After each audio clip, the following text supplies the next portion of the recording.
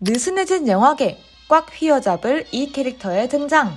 13년 만에 돌아온 속편 아바타 물의 길이 개봉했습니다. 아, 이게 기술의 끝이구나. 극장에서 영화를 본다는 게 이런 거였나? 정말 차원이 다른 가성비 값 관람 경험을 전하는 이 작품.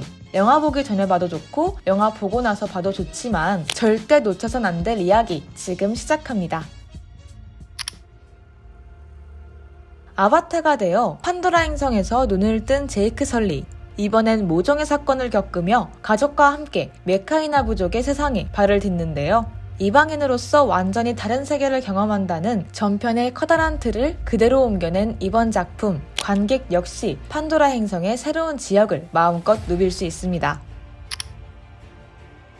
인간의 지나친 욕심으로 생명력을 잃어가는 판도라 행성.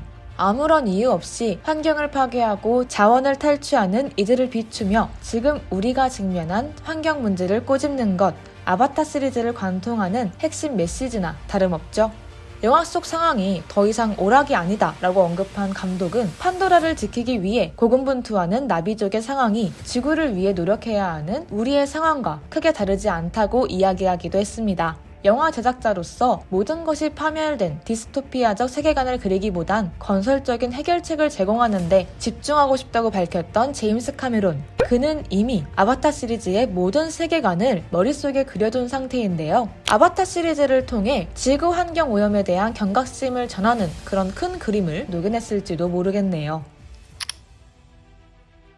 전편과 가장 큰 차이점이라면 이번엔 가족의 사랑을 담아냈다는 것. 제이크와 네이트리는 그새 5아이의 부모가 되었습니다. 그중 입양아가 둘이죠. 뇌사에 빠진 그레이스 박사로부터 태어난 키리. 아버지는 누군지 밝혀지지 않은 상태인데 엄마의 피를 많이 물려받았는지 인간에 가까운 모습을 띠고 있습니다. 때문에 자신의 정체성에 대해 많은 고민을 안고 있는 캐릭터고요. 두 번째 입양아는 인간 스파이더. 1편에서 일부 인간을 제외한 나머지가 지구로 철수할 때 너무 어린 나머지 지구로 갈 수 없었던 아이로 극중 모글리 포지션을 띠고 있죠. 오마티카야 부족의 일원이긴 하지만 인간인 건 어쩔 수가 없죠. 종족 간의 전쟁이 주요 소재인 아바타 시리즈에서 중요한 위치에 서 있을 수밖에 없는 캐릭터입니다. 여담으로 이 영화를 촬영할 때 잭 챔피언의 나이는 13살, 지금은 18살로 훌쩍 큰 청년이 됐죠. 키리와 스파이더가 안고 있는 고민은 제이크 가족이 메카이나 부족의 일원이 되며 가족 모두가 풀어야 할 숙제가 되는데요. 생김새도 다르고 언어도 다른 이들 사이에서 새로운 삶을 개척해 나가야 하는 제이크와 가족들. 영화는 제이크의 가족과 메카이나족이 융합을 이루는 과정, 더 세밀히 들어가 가족 사이 소소하게 쌓인 오해와 갈등을 융해하는 과정을 통해 현 시대를 살아가는 모두가 공감할 메시지를 전합니다. 사실 일부 해외 평론가들은 아바타 시리즈의 플랫한 서사에 혹평을 보내기도 했는데요. 제가 생각했을 때 아바타2는 내용이 중요한 영화가 아닙니다. 2009년 아바타가 전 세계에 전했던 충격을 13년이 지난 지금 똑같이 계승해서 보여주고 있어요. 전 3D 상영관에서 속편을 관람했는데 이번엔 그냥 나비족을 캐스팅해서 카메라로 찍은 것처럼 정말 자연스러운 관객이 판도라 행성 안에 있는 듯한 경험이 가능하더라고요.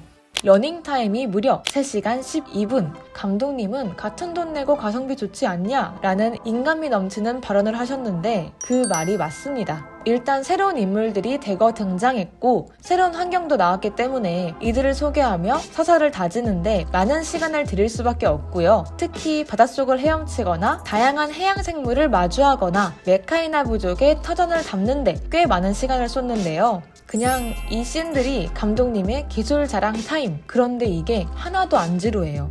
그냥 디즈니랜드의 어트랙션을 타고 있는 기분이 들더라고요. 제임스 카메론이 누구입니까?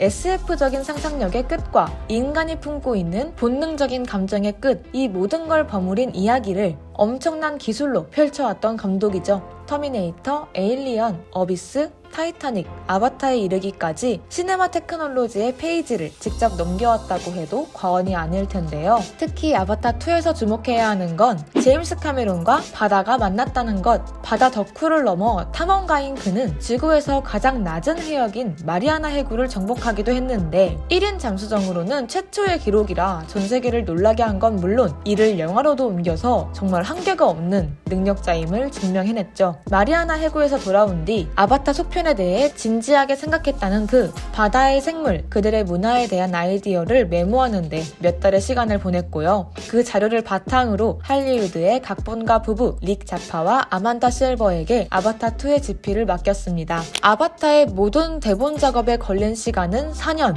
시리즈의 세계관을 정확하게 설립한 뒤 카메라를 들었는데요. 그게 2017년 9월이었죠.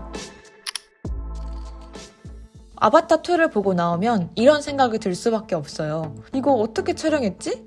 맨 처음 제작진은 드라이포엣 방식으로 수중 장면을 담아내려고 했습니다. 드라이포엣이 뭐냐면요. 스모그나 조명 효과를 이용해서 물 밖을 물 안처럼 만든 뒤 배우가 와이어를 단 채 물 안에 있는 것처럼 연기를 펼치는 방식을 말합니다. 이후 이 위로 디테일한 CG가 추가돼서 수중 장면이 완성되죠. 하지만 완벽주의자 제임스 카메론은 여기서 만족할 수 없었습니다. 디테일을 최상으로 끌어올리기 위해 지금까지 한 번도 시도된 적 없는 수중 퍼포먼스 캡처 촬영을 진행했죠. 배우들의 슈트에 센서를 부착한 다음 형상을 따내는 방식이라 배우들이 직접 헤엄치고 다이빙하고 파도와 마주하는 연기를 펼쳐야 했습니다. 조파기로 대양의 주류를 재현한 90만 갤런의 물탱크 속에서 촬영이 진행됐고요. 진짜 물에서 모든 연기를 펼친 촬영이라 리얼리티가 극대화될 수밖에 없었습니다.